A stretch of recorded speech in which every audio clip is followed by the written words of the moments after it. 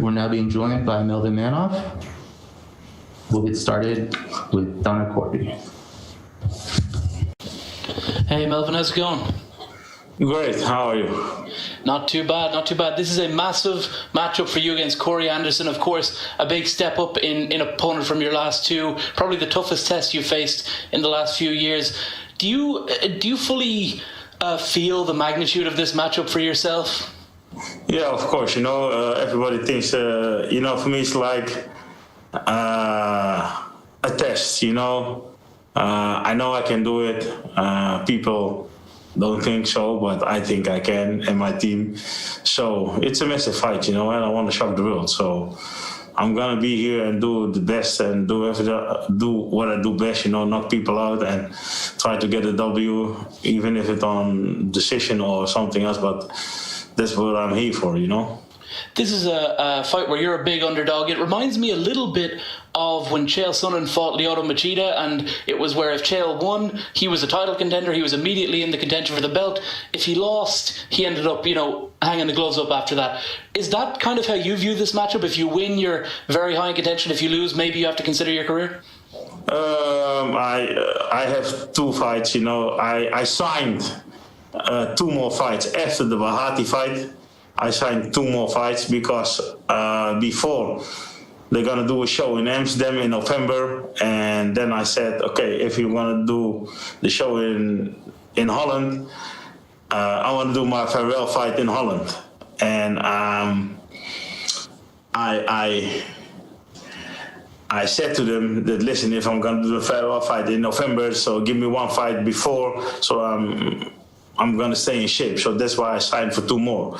But then the pandemic came, and you see there is no fight in Holland, and I fight here now. So I'm going to do this fight, win or lose. I'm going to do the last fight in Europe or wherever, I hope in Holland, and this is my farewell fight. So thank you.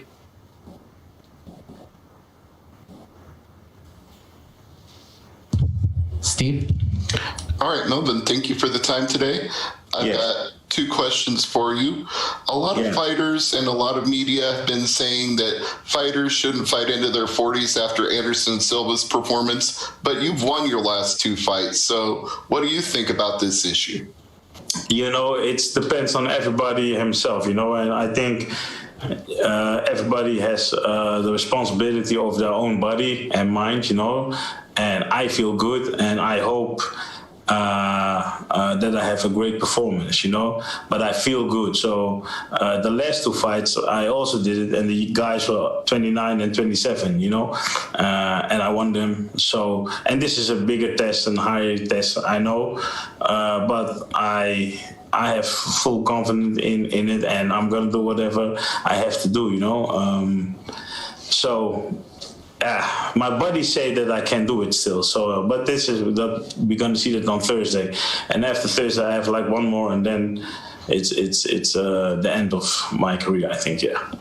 Well, and you said this is a big test, but it's also a big test for Corey because he's got a lot to prove coming into a new organization. So how motivated do you think he's going to be, especially given how outspoken he was about the last place he worked?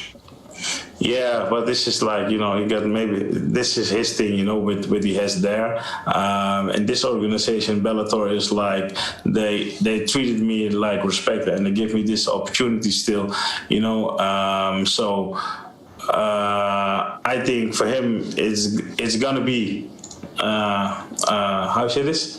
It's going to be very a lot of pressure also for him, because of course he want to let the world see that he's like still the Corey Anderson, even that he has lost his last fight.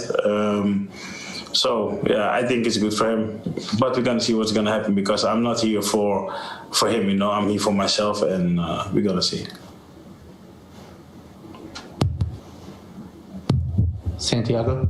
Hi Melvin, greetings from Amsterdam. This is going to be your sixth main event for Bellator. How special have Scott Coker and Bellator been for you during your legendary fighting career? Very long time, since Strikeforce. I have Scott is a special and really really loyal and strict promoter. You know, he's like what he say he does, and you know he take care of me, man. He take care of me. So and I want to thank him for this kind of things that he did for me. You know, he take me when he just signed with Bellator. He asked me, "Yo, can you still do it?" I said, "Yes, man, let's go." And I'm still sitting here now. And now he gave me on the end of my career, he gave me like such an amazing fight. I think that's for me, it's like a very nice do, you know, on this level, to still get like top level guys and this organization. So I want to deliver the fans and a pretty fight, and then I'm happy, man. What would a Bellator Amsterdam event mean to you, Melvin? Yeah, it means much. That's why I signed for 2 more, you know, because I was, after the Bahadi fight, I was finished. And they said they came to Amsterdam, so I said, okay, then I want to do my farewell in Amsterdam, because this is where I live, you know. So yeah, I wanted to do that for all my fans in Holland. But yeah, it's a shame that it couldn't. But maybe I have still one more to go. So. But let me first see how this fight is gonna go, and then I can decide what we're gonna do. Gareth? Hi Melvin, Gareth A. Davis calling from London. How are you? How are you? Very well, thank you, my friend. Couple of things, first of all. There's a victory for you on Thursday night. How would you like Bellator to bring Ryan Bader to Amsterdam to fight for the title next year?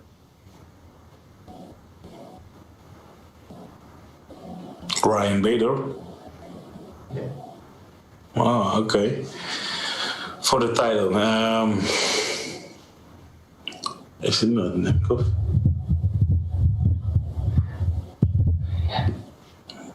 Okay, if he brings Ryan Bader, I would decline. Because Nemkov is the champion, I think, but I don't know for sure. I'm sorry, I'm just being dumb. Sorry, I'm having a senior moment. I do apologise. That is really. I confused you then. If they, of course. Yeah. I'm sorry. I think lockdowns affected me in England. Okay, no problem. Yes, of course. If they brought Nemkov to Amsterdam, the champion to Amsterdam, would you like that contest? Yeah, of course I'm gonna accept the contest. If I accept this one, of course I'm gonna accept the challenge to fight the champion. You know, but yeah, this would be nice. And while I wipe my face with embarrassment, how red it is. What do you think about people going up and down the weight divisions? Because there's weight divisions for a reason, and you've been managed to go up and down all your career, even fighting, you know, even higher than light heavyweight. Some of the guys have been. Yeah. So, what did you see last week with Lima and Mousasi, that perhaps people look as big as other people, but sometimes they aren't, and that there are weight divisions for a reason? Do you think there's too much people changing weight divisions? You know, I think, I'm not the exact perfect guy to ask that, you know, because, you know, I swap a lot in the weight divisions. But as I got older, it's better to cut less weight. But if your body can handle it, then it's no problem to do. But if you saw the fight against Mousasi and Lima, I think it was a great fight, and I think Lima did it very great. Although he was like a welterweight, he fought then middleweight. I think Lima did great, but Mousasi was like, he was like top level again, you know. So, but he's also going to switch up to the higher level, 205, and I think some people can do it and some people can't. But it depends on the person. And finally, what are the kind of poses? What are the problems that Corey Anderson brings to you in this contest? You know, he's a taller man. Yeah, he is taller. He has a good wrestle game. You know, he moves a lot. So yeah, all these kind of things. But I don't think in problems. I think in solutions. Because for every problem there is a solution. So if I'm focusing on all the solutions, all the problems that he's gonna bring, and I'm focusing on all the solutions that I have to make, then I think it's gonna be okay. Stephen. Hey, Melvin. You said there's a lot of pressure on Corey going into this fight. Do you think he'll try to play it safe and just take you down? I don't know what he's going to do, but it doesn't matter what he's going to do. I think it's better what I'm going to do. I'm going to keep the fight standing, and I'm going to try to do everything to win this fight. You understand? Everybody has pressure, Corey has pressure, I have pressure, but, for Corey it's more because he should win for me very easy, as people say. So we're going to see what's going to happen. So I don't mind that, For me, it's comfortable. If I win, it's good. If I lose, people are going to say, yeah, he's old and this, It's always like this. So I feel good, I feel good, and I only think about what I have to do in this fight, and we're going to see. Well, what about the pressure for you? I mean, you just said that you are sort of taking it one fight at a time. You're going to see how this fight goes, and then you're going to decide whether or not you're going to do your retirement fight, which you've pretty much said is your goal. I mean, a little while ago you said that you wanted to win the title and defend it in Holland. Yeah. So what's riding on this for you?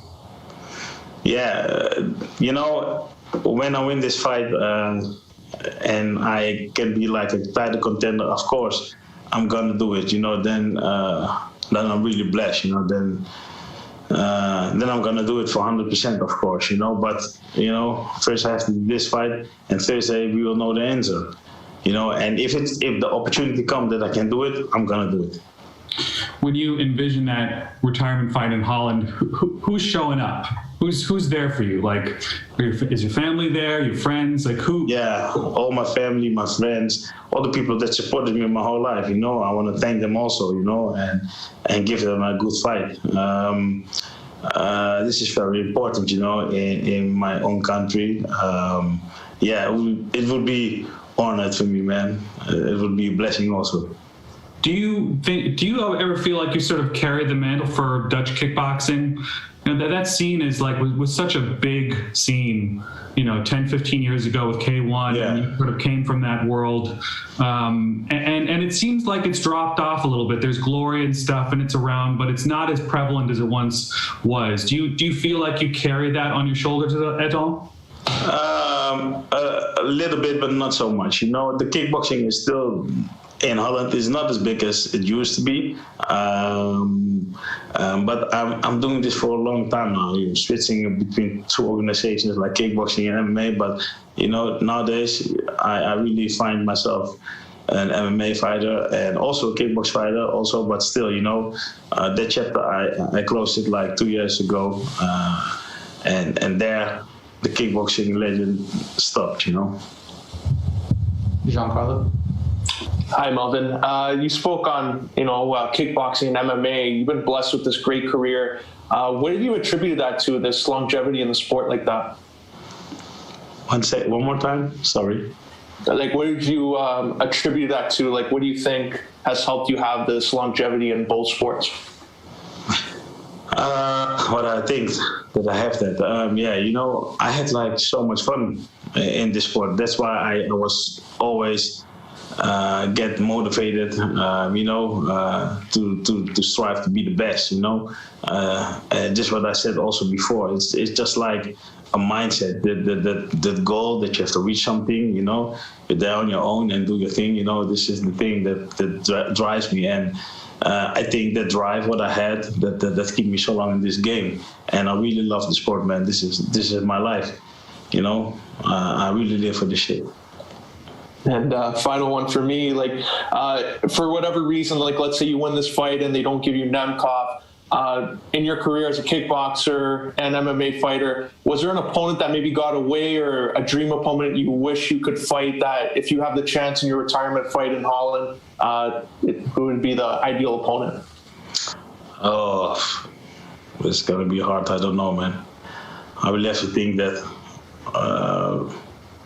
now 1, 2, 3, it doesn't come in my mind.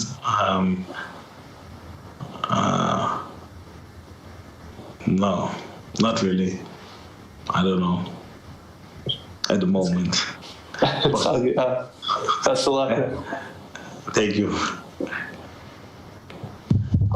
Jay? Hey, Melvin, welcome back. Hey. I know they talked about the kickboxing scene, but last week, Musashi wins gold, Rainier Ritter wins gold in one championship. I mean, what's it like to see that success for your fellow Dutch fighters? Yeah, I really enjoyed it, man. And I think, like, just what I said, Musashi is like one of the best fighters in Holland, I think, you know. And the next generation, just like Rani de Ridder, they're gonna come also now. So it's good for Holland, you know, that they have like also guys who can carry on, you know, because a lot of guys are going away. I'm going away. I don't know, Ellis is still here also, but for Musashi and Rani, there's like a bright future still, you know. And I think there are gonna come more Dutch guys. You know, keep your eyes on Peter. Peter Buys also won championship. I think this guy is a phenomenal guy also. So I hope it, man.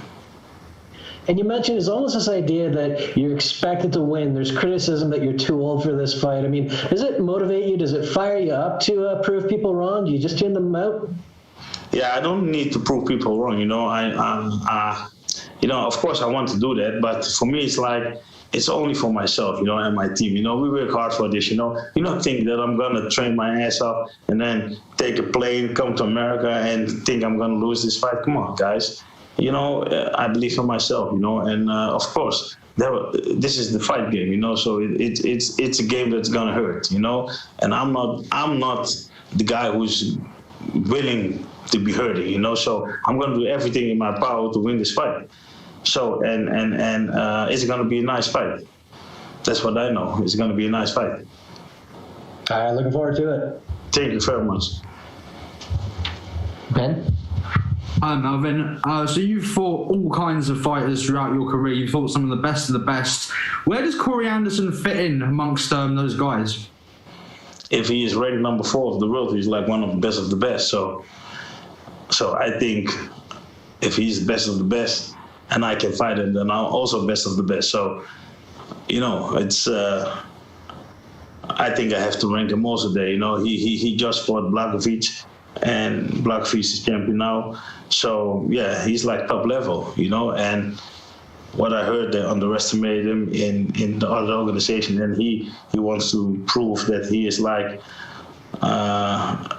legit, and he is. So I think he's like a top contender for me. So I think he's like one of the best guys that I have in a long time now. And in your career, there was some crazy moments and big wins. Would a win over a prime guy like Anderson, who you've just called one of the best in the world, would you consider that one of your biggest wins? Yeah, of course. At the moment, of course. Thank you.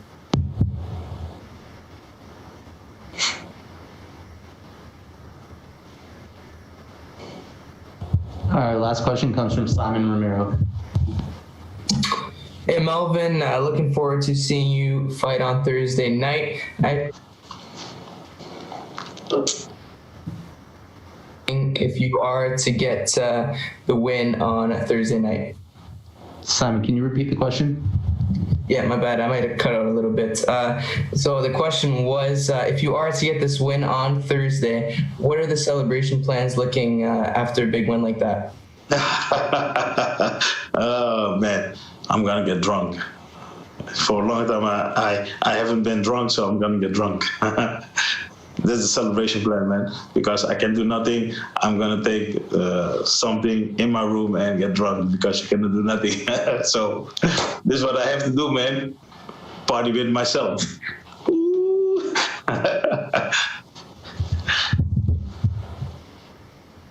All right. Thank you very much, Melvin. Appreciate your time.